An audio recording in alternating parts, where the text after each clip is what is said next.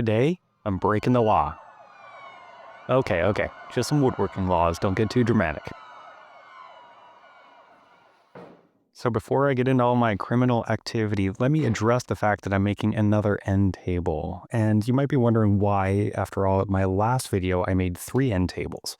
But this one had a different design to it, and I didn't want to make it out of 2x4. So instead, I'm using alder, which is actually a fairly inexpensive hardwood. It's only about 3 times the cost of a 2x4 at $220 a board foot. But before I get ahead of myself, let's take a look at the design of this table. I drew this up when I designed the other 3 tables, and I really like this version because it combines elements from all 3, making it sturdy, stylish, and functional, a true triple threat. Now there's a few reasons why I went with this design, and the first is because my wife told me to. Well, what she really said is she wanted a stable table that wouldn't wobble or tip over, mostly because of where this table will go. It'll be right here in the walkway, and it'll have this to contend with. A high-energy chocolate lab who can sweep toddlers off their feet with a single swipe of her tail. So stability is a priority. So now that you know what I'm making, let's talk about how I'm going to make it. The first step was cutting all of the boards down to rough size. I made a template to understand how big they needed to be. Now I'm going to do the most important part of furniture making, and that is milling. Milling is kind of an odd word. If you aren't familiar with woodworking, it probably doesn't make a whole lot of sense to you.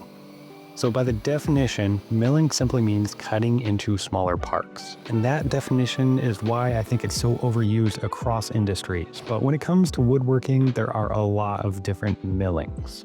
For example, right now I'm milling all parts flat with perpendicular edges, getting them ready for furniture. But if I worked in a millwork shop, that could be making a specific profile trim. Or if I worked at a sawmill, it would mean cutting logs into boards. But I'm making furniture, so it means making boards square, which is a whole nother term, and we won't get into that right now because I'm past milling and into the ripping, where we're gonna make all of the boards the correct width.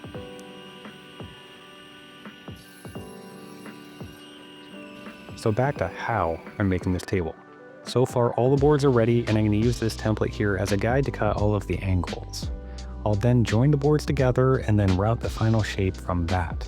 And this all seems like a really good plan, but an untested one. So more on that later, but first let's talk angles. First off, angles are hard. So to get them right, I'd like to keep things as simple as possible. For example, I'm cutting these angles on the lower connector blocks, and I'm doing what I can to remove human error. So I use a stop block to ensure my parts are the same size, and then I use these very pieces to reference my next cuts, which does 2 things. First, it ensures any error in my saw settings is transferred on, but in a good way. See, if my miter saw is set to 10.1 degrees instead of 10, I've just used the 10.1 degree block to make my next cut, so everything matches perfectly. But the second is that I only have one angle to worry about. Here, let me explain. So the legs are going to sit 10 degrees from the ground, which is actually 80 degrees, and the bottom connector is parallel to the ground, so it's the same. The top board also gets a sliver removed to create a 10-degree angle, which allows for the leg to sit perpendicular to it, making a nice 90-degree end, so the joinery is easy. The alternative is to angle the top of the leg, but then the mortise and tenon would need to be angled, and that's a whole lot of complication I don't want to have to deal with. Yet, at least. Anyways, on to the joinery, and I mentioned mortise and tenon, which is a woodworking jargon term for a hole with a corresponding stick to go in it. Right now I'm making the hole with the router table so that hole can have a long flat face. That face is critical as it will align the leg and keep it sitting flush and straight in relation to this top board, as long as the tenon is also parallel to the face of the board. And those are the 2 most important part of a mortise and tenon joint, the face of the tenon and the face of the mortise, which is why I cut both of those by machine. The router table for the mortise and the table saw for the tenon. And this is hands down the easiest way for anyone to make a tenon because it requires very little skill. All you need is a crosscut sled and you chip away at the board 1 cut at a time, establishing a perfectly flat face.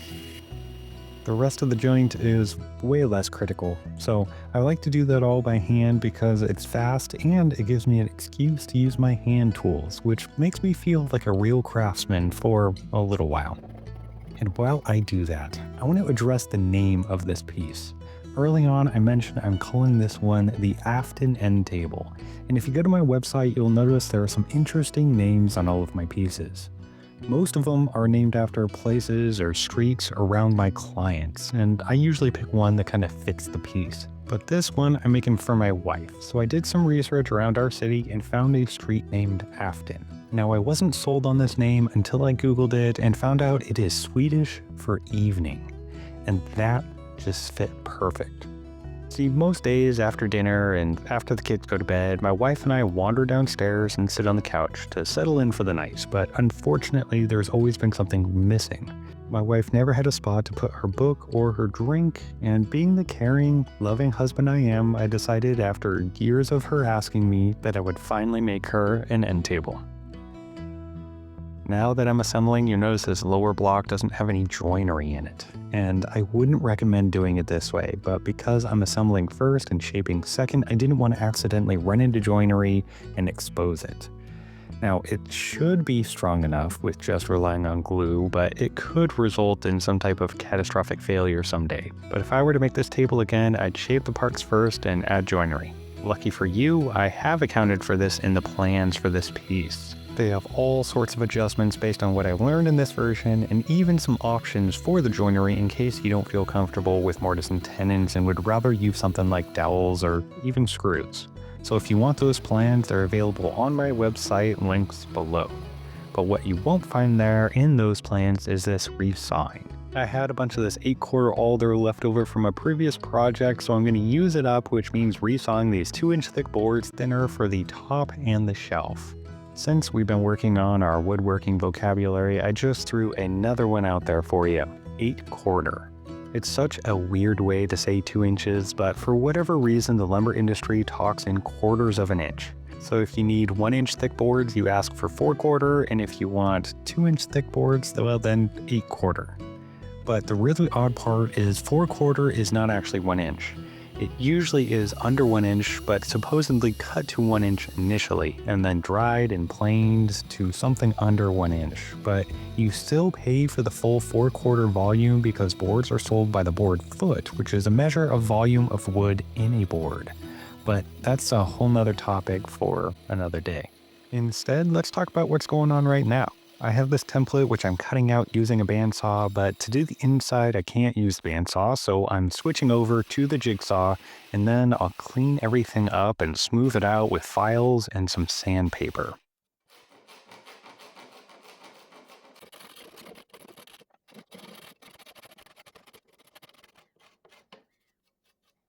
Just like that, the template is ready to use, except there's a problem. It is way too small. What happened here is I decided to push the legs a little bit further out to make the base a little bit wider for extra stability, and I didn't go back and adjust the template, so now I get to pay for my oversight. But all is not lost. I still can use this template and just do one side at a time, which will take a little bit longer since I need to do 2 setups per leg assembly rather than 1. Now, I could have avoided all that, made a new template off camera, and just shown that one to you and pretended like I never made a mistake. But making mistakes is all part of the process. No matter your skill level, you will make them. Or at least that's what I thought, until I received a comment on this build, which basically said I wasn't a true craftsman, and after I asked for his reasoning, he said it was because I made a mistake.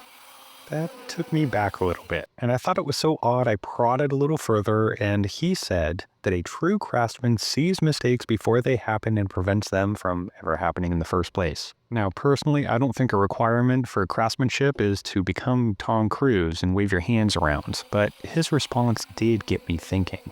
So, the first thing I thought was the old adage, the sign of a good craftsman is how well they hide their mistakes. But that was a lazy cop-out to the argument, so I came at it from the other side.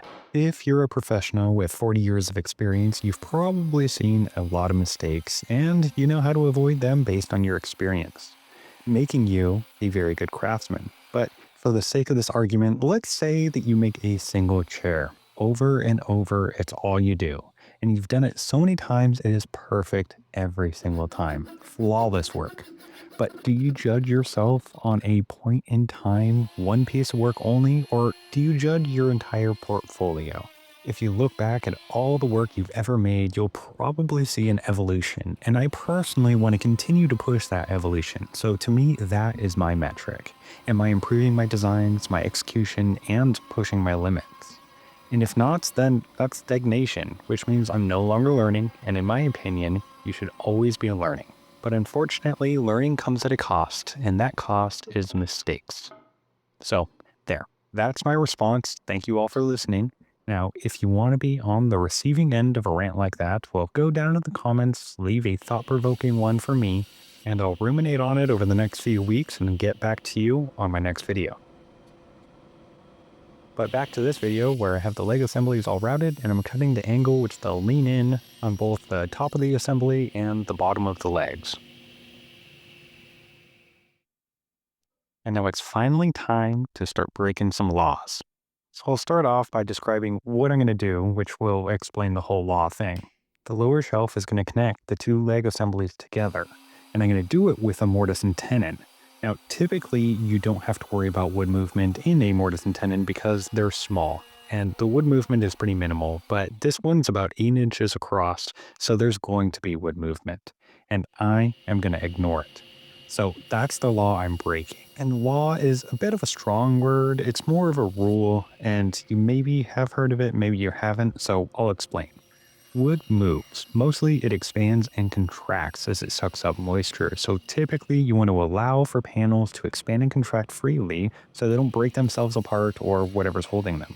But sometimes you can ignore wood movement, and in this case I have a good reason for it. But that got me thinking about laws. The other day I was driving and I stopped at a stop walk for someone to cross, and the person going the opposite way also stopped. And it got me thinking about the advanced level of coordination we have as a society on the road. We're in these hunks of metal moving at 70 miles per hour and most of the time not crashing into each other. And the way we do that is by the laws that we all follow. But those laws did not used to exist. They were all created with one purpose, the intention to keep us safe.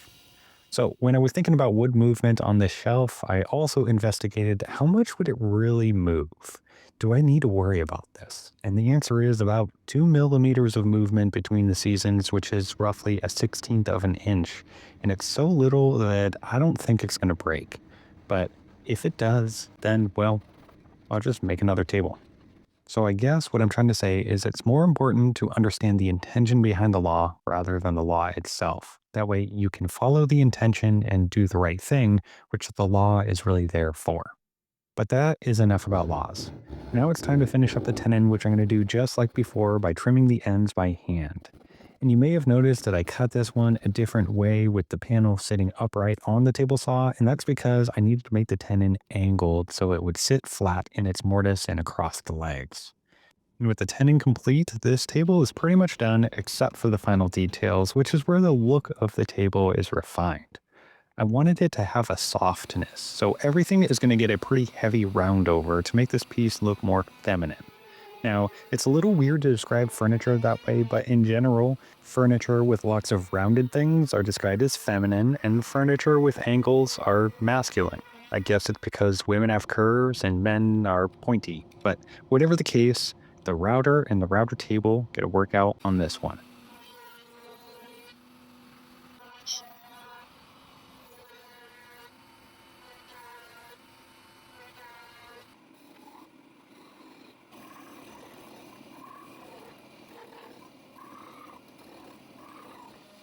So at this point, the shaping is all done and the sanding, well, it took a while, but I'll skip that and move right into final assembly. But there's still one thing I haven't taken care of yet, and that is how the top is going to attach to the base.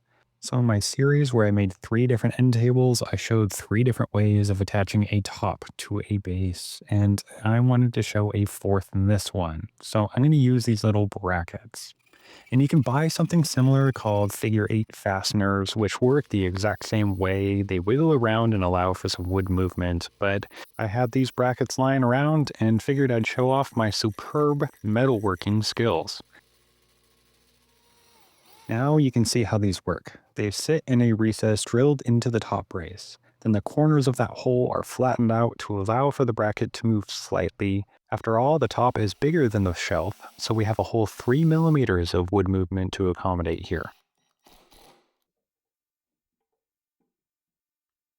And finally, we made it to the end. And since you're still with me, I have a request. Today, right around 5 or 6 o'clock, I want you to go sit down in a comfy chair, look out the window, and appreciate this time, because it's Afton. It's the early evening when the sun's heat wanes and life slows down, allowing for time for families to gather and break bread, and for us to appreciate what we have. So today, settle in and enjoy the Afton.